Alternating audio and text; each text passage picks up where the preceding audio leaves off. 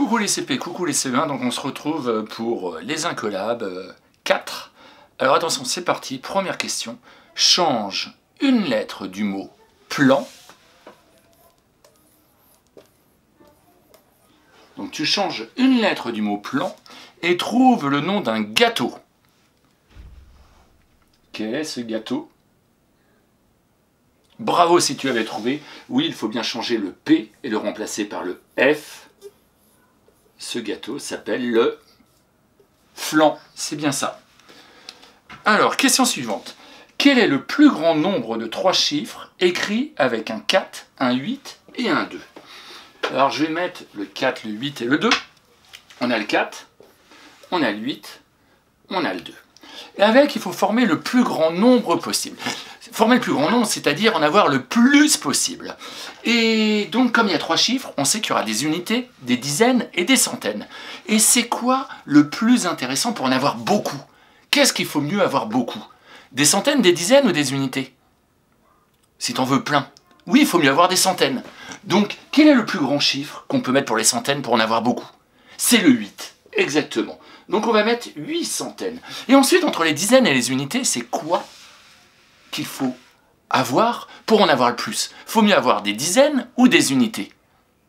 Oui, tu as raison, faut mieux avoir des dizaines, comme ça tu en auras plus. Et donc, pour les dizaines, c'est mieux d'avoir 4 dizaines ou d'avoir 2 dizaines? Ben oui, si tu as 4 dizaines, tu en auras 40. Donc, on va mettre 8 centaines, 4 dizaines, et donc, le chiffre qui reste va aller pour les unités, 2 unités. Donc, avec les chiffres 4, 8 et 2, le plus grand nombre que l'on peut écrire, c'est bien 842. Question suivante. Qu'est-ce qu'un demi-litre? Un demi-litre, c'est quoi? Un litre, tu vois, c'est une petite bouteille d'eau. Ou c'est un litre, c'est une bouteille de lait. Très souvent, une bouteille de lait, elle fait 1 litre. Et c'est quoi un demi-litre? Si tu bois un demi-litre, tu vas boire quelle quantité de lait? Oui, tu vas boire la moitié. C'est la moitié. Alors, un litre, c'est 100 centilitres. On verra ça bientôt, normalement, avec les CE1. Donc, 1 litre, c'est 100 centilitres. Eh bien, un demi-litre, la moitié de 100 centilitres, c'est 50 centilitres. C'est bien ça. Comment appelle-t-on les longs poils qui sont sur le cou du cheval? Alors, comment s'appellent les longs poils là, qui sont sur le cou du cheval? Ça s'appelle les crins. Oui, les crins, ça s'écrit C-R-I-N-S. Ah, mais je sais, oui, il y a plein d'élèves qui ont répondu la crinière. Eh bien, vous avez raison.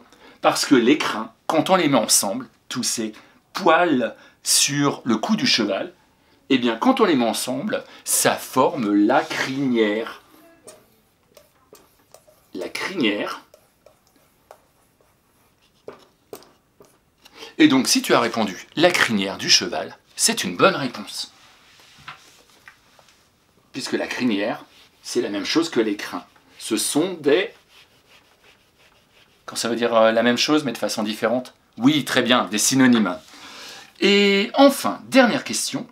Avec quoi tiens-tu ton dos quand tu fais la chandelle?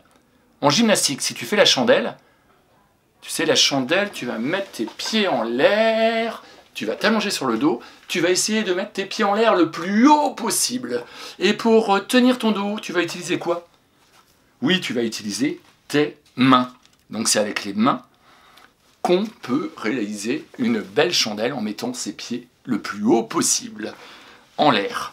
Donc voilà, c'est terminé pour les incollables numéro 4. Je te dis à bientôt pour un autre atelier.